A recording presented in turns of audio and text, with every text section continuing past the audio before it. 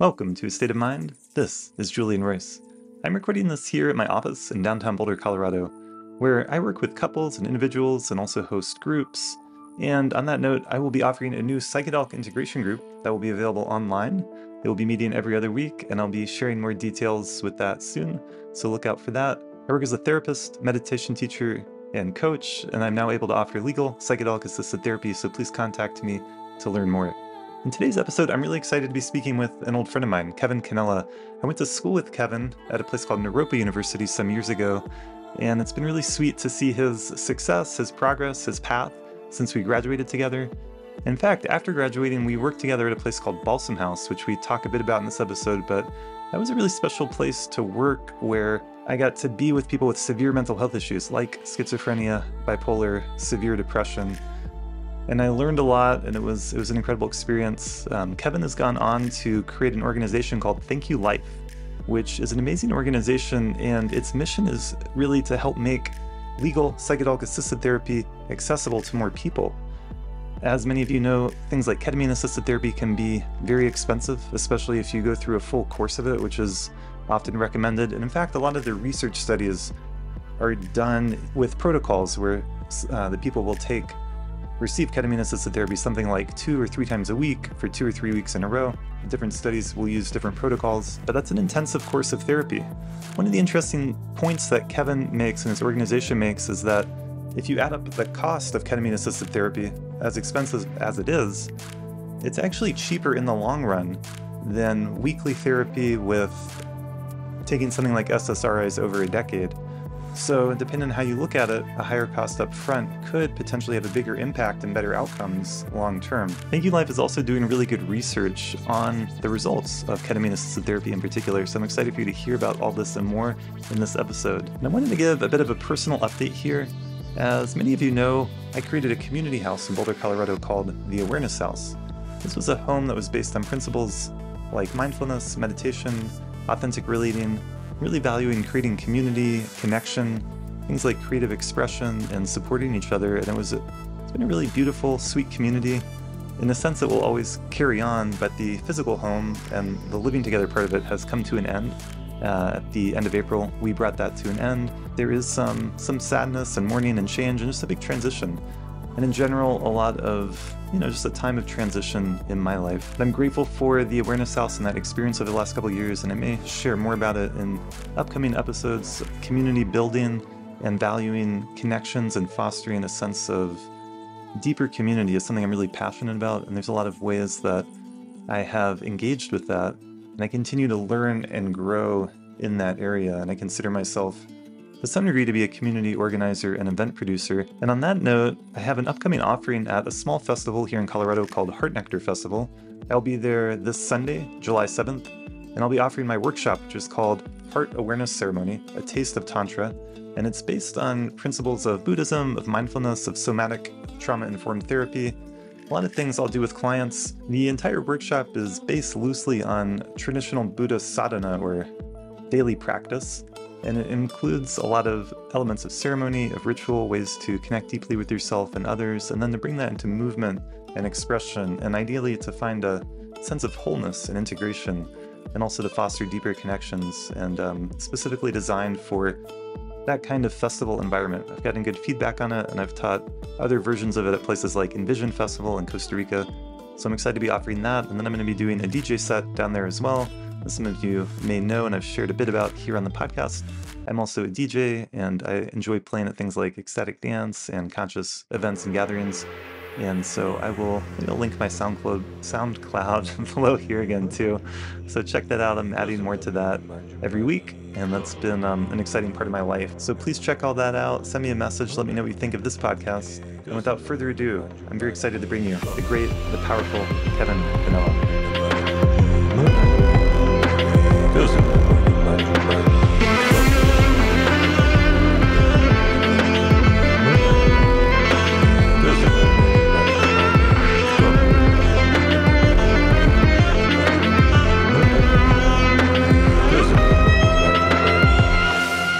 I'm here today with Kevin Cannella from Thank You Life. Kevin, thanks for being on the podcast. Hey, Julian. Yeah, thanks so much. And we actually met at Naropa University. We both went to school together, grad school for psychology. And it's great to see you now after all these years. Yeah, I can't believe it's been what, like I think over 6 years since we've graduated. It's Yeah, wow, crazy. how time goes by. And so, Yeah, we're yeah, we worked together at a place called Balsam House, Colorado Recovery, for people with severe mental health issues, which was a hell of a learning experience for me. I think for you too, and a chance to spend a lot of time with people with things like schizophrenia and severe bipolar and severe depression. And for those people tuning in who are interested in the field of mental health and psychology, your typical therapist doing private practice isn't actually working with people who have that level of mental health issues. So it was a learning experience for sure. yeah, absolutely. And yeah, I don't come across those things in private practice nearly as much. Yeah, it's a really interesting like view to get of what, how difficult things can be for some people.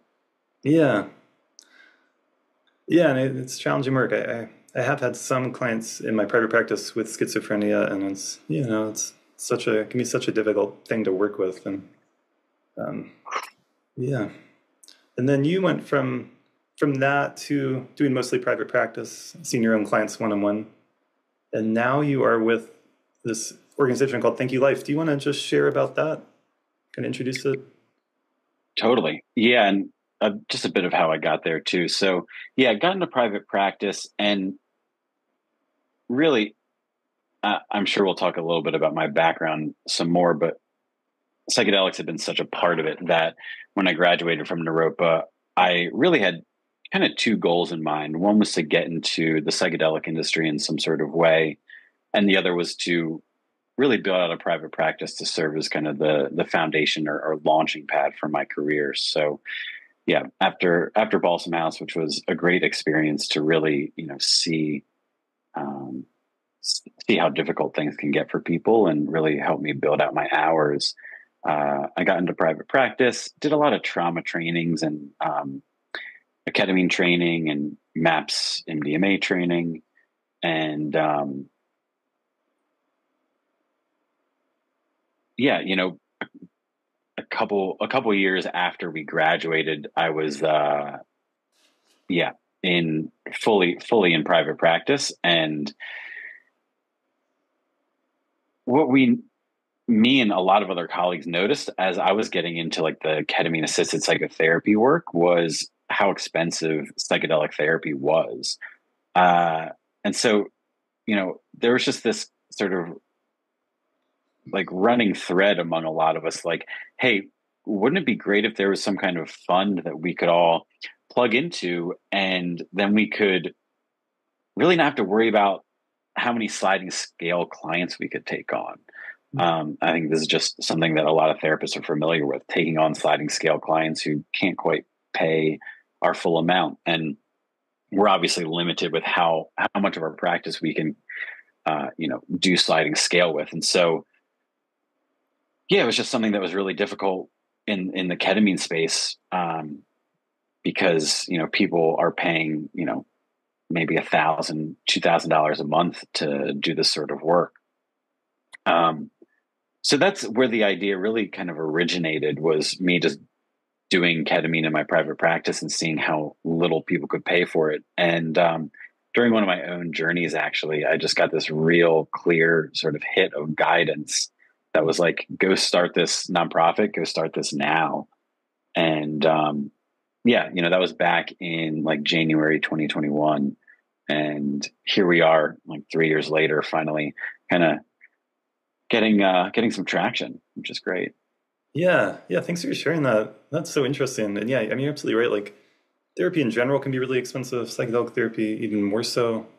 I mean, just to put that in context for people listening, because sometimes I get the question of like, why is therapy so expensive? And in an ideal world, it would be more supported and more available to everyone. But like in my case, like, going to graduate school, getting 100,000 or so in student loans by the time I have graduated, and then Hmm. there's a lot that goes behind the scenes in being a therapist that the average person isn't aware of.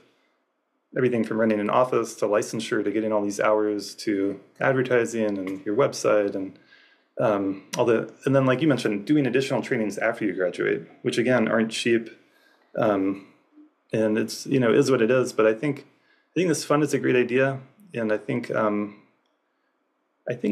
whole society is recognizing the value of therapy in general a lot more, and I think there are more insurance options to make it more affordable and more things like that, and hopefully we'll continue to grow and evolve. Hopefully it'll become more supported and more affordable and more integrated with the rest of the healthcare system. That's what I would like to see.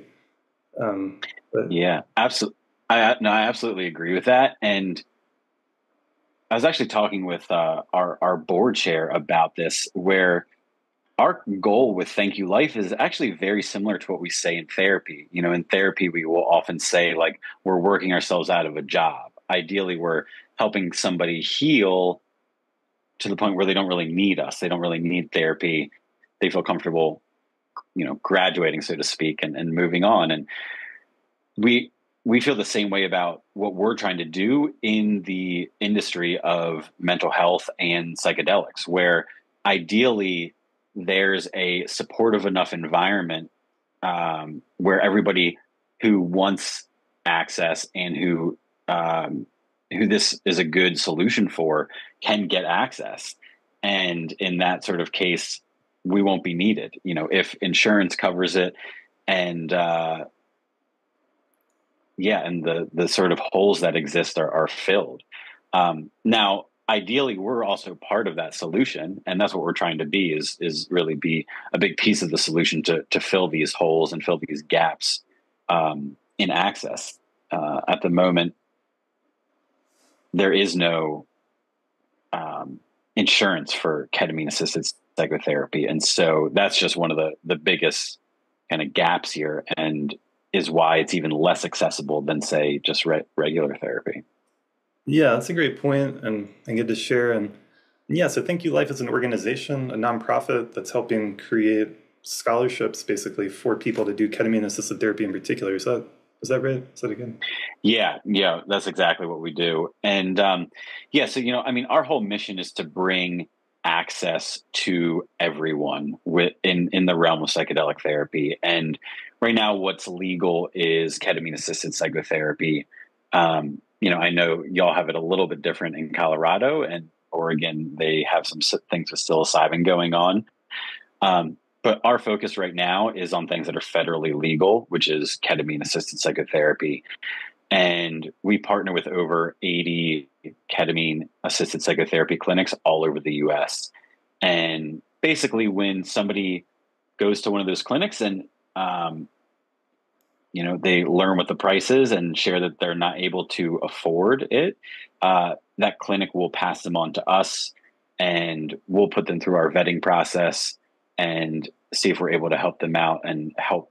Our whole goal is to make this affordable for people. And so, after they go through our vetting process, if they are a good fit for us, then we will give them financial assistance to get ketamine assisted psychotherapy. I love that. That's inspiring. Yeah, and it sounds like the providers, the clinics you're working with, offer you a bit of a discount, and then also you give them some money to help support that. So it's a cool model. Yeah, we're doing a couple different things to make it affordable. And yeah, sometimes we get some discounts. And we're also doing a bit of groups and group cohorts, which has just been really beautiful work to get to put together. And a lot of those groups are around really particular populations that really need some extra support. Veterans, the BIPOC community, the LGBTQ community. And the groups really just get to add this really special community aspect that can be so important to our healing, and it's a great way to make it more affordable too. Yeah, I love that. It's such a good thing to work on and think about. And yeah, I want to get more into all of that, but I'm curious to hear. I mean, you mentioned your own medicine work, your own experience. I'm guessing it was with ketamine, if you want to share, but that led to this inspiration. And just the bigger question of your own journey to be inspired. Like, what has you inspired to work with psychedelics and therapy and help people there? Yeah, totally. Yeah, so I mean, ketamine has definitely been a big piece of it. But I would say it goes back even further than that. So I had some really powerful experiences in undergrad where, looking back, I would just call them really mystical sorts of experiences that were at the time kind of hard to put into context. Um, but I don't know, one way to put it maybe is just I had a really strong pull. Um, and to be honest, during most of my undergrad, I would have described myself as atheist. But these sort of mystical experiences had such a pull on me, and I really went such a different direction in life because of them, and to the point where by the time I graduated from, I went to Georgia Tech, and yeah, by the time I graduated, I found myself with this opportunity to volunteer at an ayahuasca retreat center down in the Amazon. So this is like in 2010. So 3 weeks after I graduated, I went down there, and that was, shocking to say the least, and really turned my world upside down. But also was like the beginning of me really kind of properly getting on my own path and beginning to do my own healing work. For as profound as some of these early psychedelic experiences were, I was still kind of doing the whole party thing in undergrad. But once I graduated and went down to Peru, uh, things really shifted, and I really got myself on my own spiritual path, so to speak. Um, yeah, and so I was down in Peru for about 7.5 months. I ended up in Hawaii for about 5 years. I was work trading on a lot of farms there, found more medicine work there, and really got into Vipassana meditation, this Buddhist meditation, and a lot of these 10-day Vipassana meditation retreats.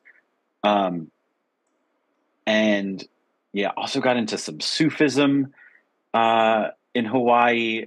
And it was this amazing time in my kind of early to mid 20s. I mean, in some ways it was difficult and lonely, and I had no money and really was just scraping by. But I got what I wanted out of the experience, which was just to go really deep in a number of different paths. And those experiences just like, I mean, are some of the most precious things that I got to experience. Um, and I think they really just laid the foundation for my private practice in psychotherapy, and really the calling that I feel to help others alleviate their own suffering. That's beautiful. Yeah. I think a lot of people can relate to discovering spirituality or greater depth in spirituality or the reality of what that word can point towards through psychedelics, through medicine work. And Vipassana retreats are their own kind of medicine work. That's a very intense, powerful retreat. I don't know if you're doing Totally. 10-day Essen retreats where you're doing this body scan practice and you're not eating afternoon and you're sitting like for so long. I mean, I've done that kind of retreat, and it's one of the most intense retreat experiences of my life, to be honest, if you really show up for it.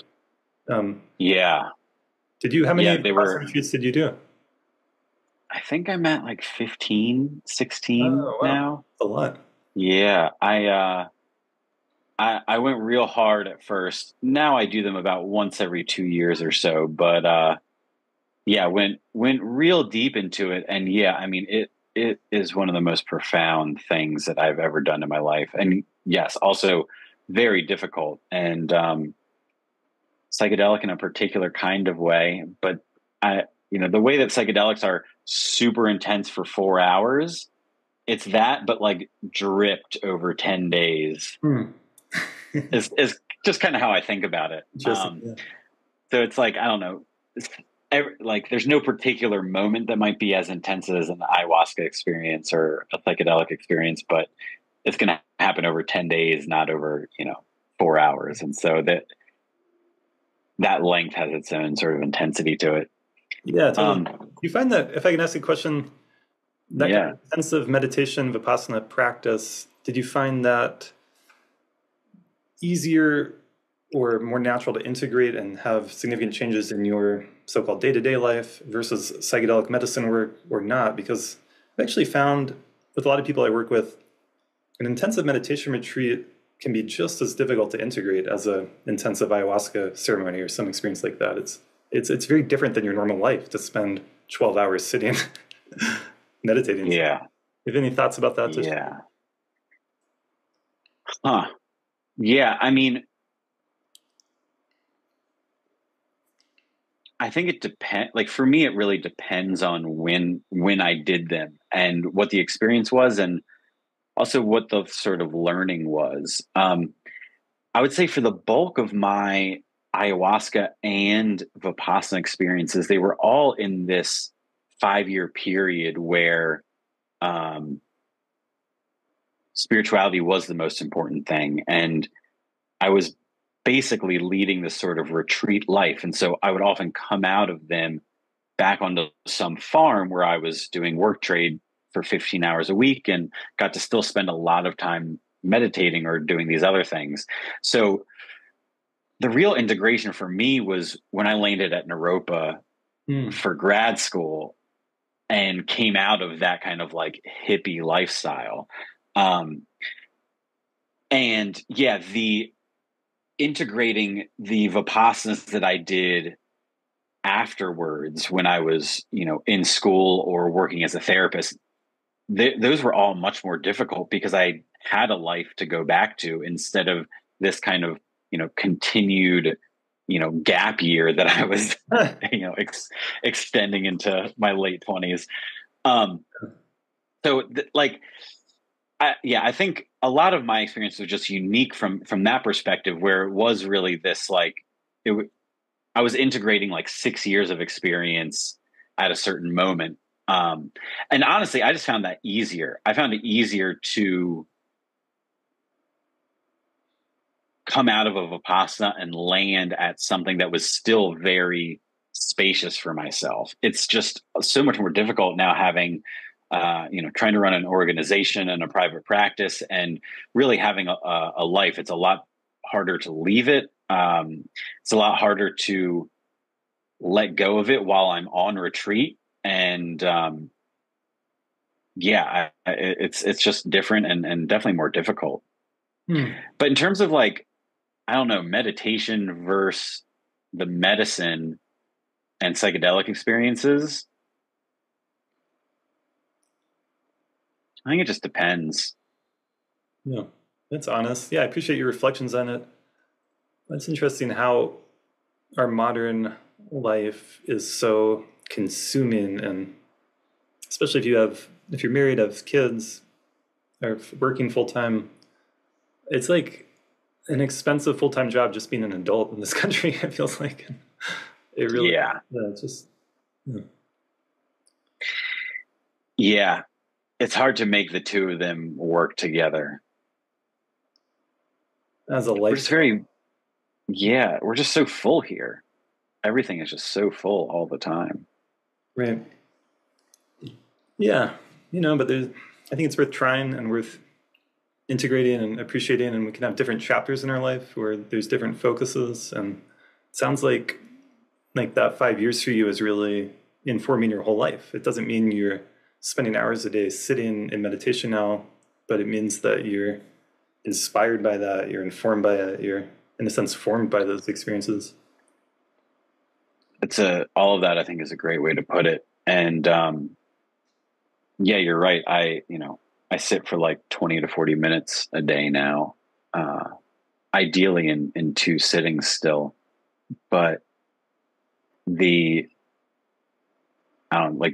depth and the stillness that I got to touch then, I hope to just get a taste, even just one or 2 times a week in all those meditations. But yeah, it definitely heavily informs who I am, how I think about the world, how I think about my own suffering, how I think about the point of life, and what I'm really doing here. So I feel lucky to have had those experiences, and have my own idea, at least, of why I'm here, and what this life is about for me. Yeah, beautiful.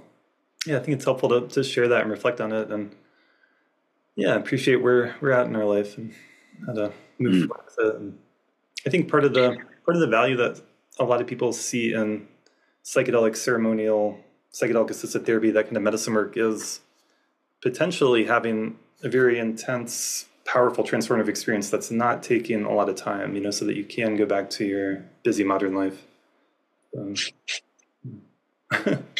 Yeah, and I went to a psychedelic symposium in April, and there's a lot of people there talking about trying to take the hallucinations out of psychedelics, and I just thought that was like so interesting. On one hand, I could see how developing a sort of antidepressant that is not so kind of messed up as like SSRIs are, but is essentially like a psilocybin microdose, how beneficial that could be. I totally agree with that. But it is interesting to see this kind of like diluting of something that's like so beautiful and profound. Yeah. And just the way that some capitalistic entities can be thinking about these sacred experiences. Yeah, that's fascinating. I definitely have my own reaction against that kind of thing when I hear about it. Even I don't like the word hallucination. I don't think it's accurate. I mean, you shared at the beginning of our Me podcast neither. that the medicine experience led to the inspiration for you to help create the organization, Thank You Life. So had you been having an experience where that aspect was somehow removed, like your life would be less rich. All of our lives would be less rich, I think. Yeah, and I agree. I don't think hallucination is the right word. And if we lean on the experiences that we had at Balsam House and what the auditory and or visual hallucinations were that people were having, that's not what psychedelics are. There are visual effects. If you're blindfolded, you might have visions, you might see things. Some people hear things and hear entities speaking to them, but they're not hallucinations. And they're not being like mistaken for reality in some sort of way. Mhm. So I think using that word really kind of misguides people into what these experiences are like. It's like, yeah, it might seem like the tree is breathing, but I don't know. It's not a hallucination. It's not like there's something that's there that you think is there that's not there. Um, Right. yeah. So I agree with you. Yeah, it's so interesting, and that tendency in our culture to want to, it touches on a lot of profound issues we don't have to get all into right now, but like that, make things as efficient as possible, basically like make ourselves as like the best, most efficient worker bees that we can. And part of the reason why I think psychedelics and a lot of drugs are illegal, why we had the war on drugs, part of it was, yeah, I mean, it's taking people out of maybe something more productive or the workforce or whatever. And meditation too, and like a lot of spirituality. It's like there's more to life than just getting stuff done all the time. Mm. Yes. Yes. Yeah. It's like, that's why we pump everybody full of caffeine. It's like the productivity drug. But, yeah, psychedelics. I mean, and I think I would say, people are not productive while they're actively on a psychedelic. But I would say the people that I know who use psychedelics to heal, to inform their life, to find inspiration and connect with spirituality are some of the most productive people that I know, and find so much aliveness and vitality and inspiration through those experiences. Yeah, I would agree. And I've experienced that too. Moments of a lot of inspiration that then could translate into a lot of activity in the world and doing them well. 100%.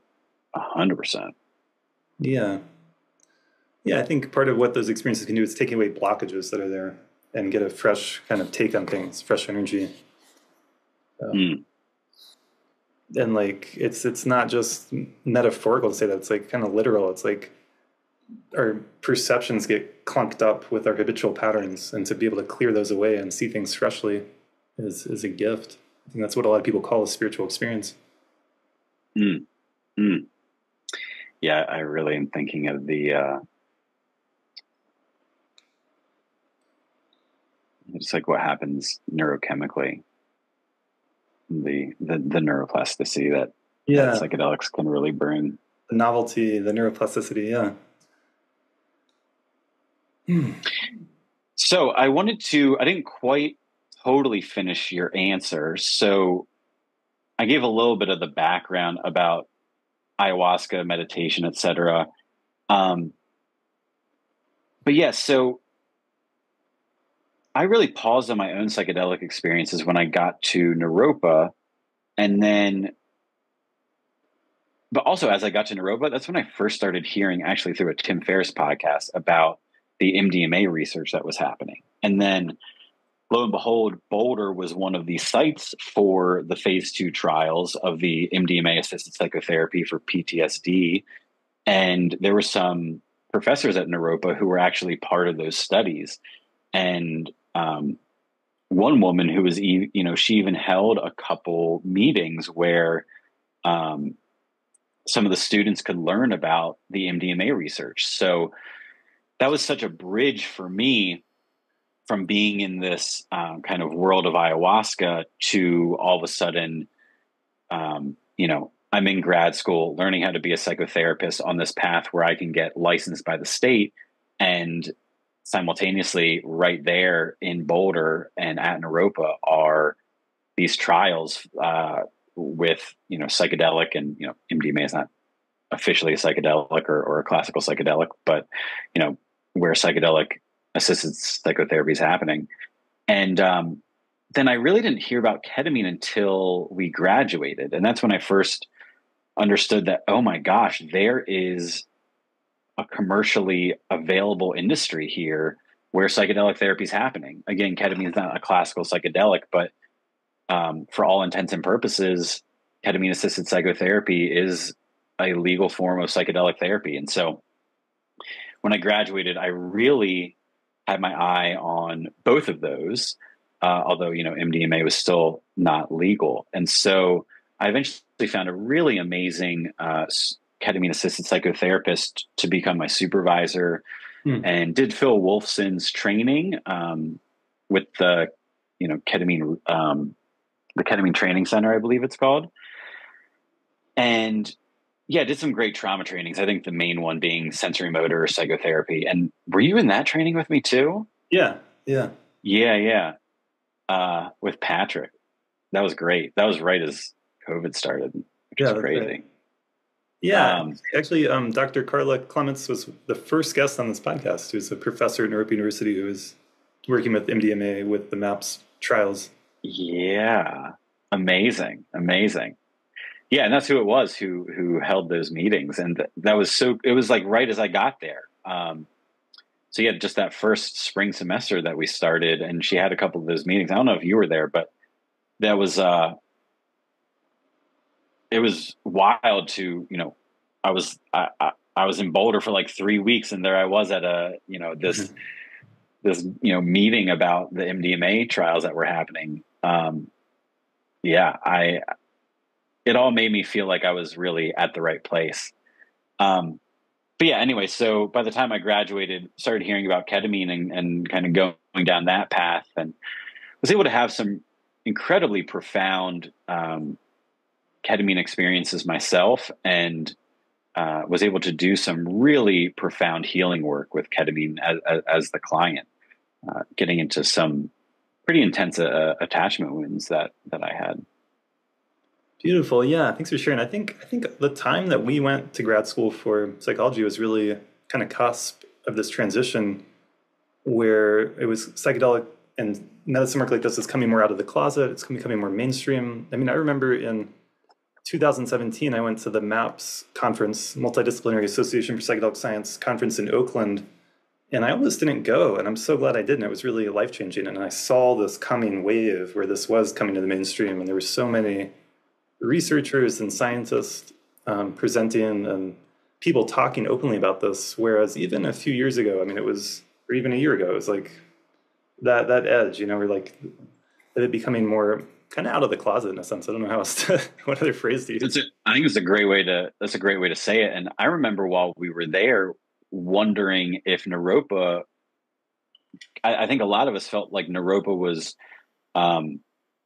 so kind of primed and well positioned to run with psychedelics, and they weren't quite doing it. And we were all very curious about that. And now we look, and lo and behold, they have started to really embrace it and run with it, which I think is a great strategy for them, because I think they kind of already find themselves on the fringe, so to speak, of this sort of work in a great way, in my opinion, obviously.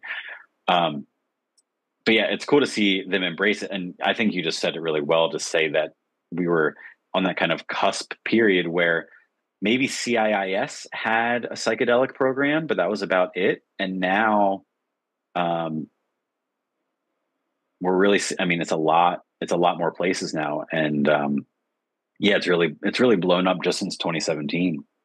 Yeah, it really has. Yeah. Well, yeah, and I want to get more into Thank You Life and your organization and share about that, and that's making it Yes, more please. accessible. I like how you're part of your mission, you're helping people with ketamine-assisted therapy, but as it federally becomes legal, hopefully it will, MDMA, maybe other forms of psychedelic therapy, you're going to also be supporting that. Yep. Yeah. So we're, I guess I would say, pretty agnostic in a few different ways to medicine, to the population. But yeah, I mean, right now it is ketamine, and we're going to really take that as far as we can, which, I mean, I think ketamine is here to stay. And even if something like MDMA comes online, first of all, there's just like a kind of pricing issue that ketamine is going to be significantly cheaper. But ketamine is also a great into having these sorts of non-ordinary state experiences where it's much shorter than MDMA. And I think a lot of people can handle an hour and a half on ketamine. And it's a great sort of primer for a next step being, say, like a 4 to 6 hour experience on MDMA. So, and just the effectiveness of ketamine with depression and people who are really on the edge with suicidal ideation, I think ketamine is here to stay, and in a really profound medicine to be used in mental health. Yeah. Yeah, it's a lot. And like one of the statistics I was looking at earlier that you shared was 50,000 Americans committed suicide last year, 2023. You know, one death every 10 minutes, and that's gone up 40% over the last 2 decades. So even though I talk about it a lot on this podcast, like we are in a mental health crisis, kind of like the opioid crisis. You know, it's a mental health.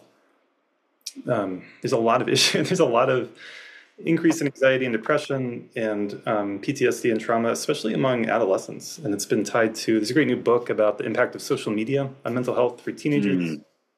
But we're in need of societal changes, but we're also in need of just more treatment options and like more availability and to recognize the severity of it. And yeah. Yeah, I could not agree more. And we want to be a part of this solution. And I think of a couple things. Like, one is that it'd be great to have mental health services have more of a reach to really get to all of these people who are suffering. But then even if people get services, we really need those services to be effective. And I would say in general, I think of 2 different kind of classes of a therapeutic. One sort of therapeutic can be a sort of Band-Aid, you know, like a painkiller or, you know, an SSRI that really was developed for short-term use, like typically not longer than 6 months. But as we know, that is not how those things are actually being used. Where, yeah, the idea is to alleviate symptoms in the short term for acute situations, which is great, super necessary. So glad all those things exist. So you can think of like Tylenol. But the other thing, like the other sort of therapeutic, is something that is more healing, that actually allows people to go to the root of the issue and heal it in whatever way that means. And so, I'm trying to think of a good example in medicine where, yeah, I mean, if somebody has some sort of disease, it's one thing to alleviate the symptoms of that disease, and it's another thing to identify what's actually causing that disease and have some sort of thing that actually heals that cause. And so I think it's just really similar with mental health. There's, I think therapy can kind of fall into either camp. Sometimes therapy, especially short-term therapy, might not be helping the person heal, but it might be getting them some great strategies, some great, coping mechanisms to deal with the acute stress that they're going through. And at the other end of the spectrum, therapy can really help us heal, especially these more, like sensory motor psychotherapy and different sorts of psychedelic therapy. So I think my point here is that on one hand, we really need to get people access, but I want to get people access to the right kinds of therapeutic, like mental health therapeutics that are actually helping people heal and not just acting as a Band-Aid. Yeah, absolutely. Yeah, I couldn't agree more. I think it's well said, and it's a good way to look at it, like getting to the root of it versus addressing the symptoms. And there's a really interesting graph that you shared with me, actually, in terms of talking about the cost of something like ketamine-assisted therapy, and a lot of people's reaction, oh, that's so expensive to spend, I don't know, something like $4,000 or $5,000 or $6,000 is what you had on your graph. But to contrast that with 10 years of regular therapy and SSRIs and conventional medicine, actually cheaper to have something that costs more upfront but gets to the root than have this long-term managing of symptoms that doesn't seem like it's actually getting to it, and often degrading quality of life, especially when we talk about side effects with SSRIs, which, side note, Robert F. Kennedy Jr., one of the, he's running for president and third party, has actually done a good job of speaking to SSRIs and all these psychiatric medicines that we're on, how we're overly medicated as a society. I've never heard someone in the mainstream, I guess he's not considered mainstream, but someone with that big of a platform speaking to that. And I'm not going to say I agree with everything he says, but that's an issue we should be talking about rather than keeping it in the closet. It has, like, a lot of therapy, mental health issues have this kind of stigma around them still, and kind of taboo, and like, oh, don't tell someone if you're on SSRIs, or don't talk about it, or don't look at the fact that half our country is on medications. And Gabor Mate is another great voice who's speaking to that. And he said, if you're studying a culture of bacteria in a lab, and half that, you had to pump pharmaceutical drugs to keep that culture alive, he would say it was a sick culture. And he's like, that's our culture. Our culture is a sick culture. What does it mean when over half the population is on some kind of pharmaceutical all the time? Is that the kind of reality we want to be creating here? Is that what real health and a vibrant, healthy society looks like? I don't think so. I don't think so. Agreed. Yeah. And gosh, yeah, I mean, to me, that's just really simple math is, yeah, if this whole thing is propped up by people staying on a bunch of drugs to like make this thing work for them, it's not great. Hey. It's not great. Yeah, it's interesting in the use of the word drug. Like, a lot of times in mainstream culture, drugs were bad and what the doctor gave you were good. And I think our culture, society is kind of entering a new phase where it's like it's all drugs or it's all medicine or whatever, and like let's look at it honestly and more objectively, and let's look at what we're putting in our body. You know, just because it comes from a doctor doesn't necessarily mean it's the best long-term solution. Totally. Or if it's just legal, like, caffeine or alcohol, to like be like, oh yeah, these are also drugs, even though Starbucks sells it, or, my local pub sells it. But yeah, these are all drugs, and they all have such a wide range of effects: positive, negative, neutral. Yeah, absolutely. Well, and so in your work with your with Thank You Life, you're not just helping people get ketamine assisted therapy, you're also you're studying it, you're tracking it, you're coming up with data, and you found success with it, right? Do you want to speak to that, to some of those numbers, and I can share the screen here? Yeah, that'd be great. Please do. Yeah, so we really want to capture outcomes to be able to share and ideally add to just the growing body of research in the community. And then of course it's also very useful for us to be able to come back to the public and to our donors and show the results that we've been finding. So we try to keep things basic. We do a depression assessment, an anxiety assessment, a PTSD assessment, and we do them before and after their ketamine series. And as you can see here, the results that we found last year and this year are more or less comparable. And what I really just want to highlight is these bottom boxes that we made to really get a picture of what these people's lives are like who are coming to us before they do their ketamine series and after. And so, yeah, the average person had moderate depression, moderate anxiety, and a PTSD score well above the clinical threshold. That was last year. This year, they had moderately severe depression and severe anxiety, and again, a pretty significantly a PTSD score pretty significantly above the clinical threshold. And after their treatment, we're looking at minimal to mild depression, minimal to mild anxiety, and a PTSD score well below the clinical threshold. And what I want to offer to people is, so what we used is something called the PHQ-9 for depression, the GAD-7, the GAD-7 for anxiety, and the PCL-5 for PTSD. And I want to encourage you to go look one of those up and go look at the questions. And so, for instance, I believe a severe anxiety score is a 15. I want to encourage people who don't have a lot of experience with depression or anxiety or PTSD to go see what it takes to get a 15. Go mark up a GAD-7 to make sure you get a 15 and see what that's like. See what kind of the intensity of the symptoms that you need to get a 15. These are basically people who are walking around almost nearly every day in really high states of worry and high states of anxiety. And